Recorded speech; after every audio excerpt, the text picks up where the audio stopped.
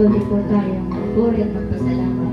Tanghin po natin ang pagmamahal at pag-ibig ng Panginoon sa bawat isa sa atin. Hilingin po natin sa Panginoon na palagi niya po tayong gabayan, palagi niya po tayong protektahan, lalo't higit po ang kanyang pag-ibig at pagmamahal ay patuloy po niyang inukos sa bawat isa sa atin.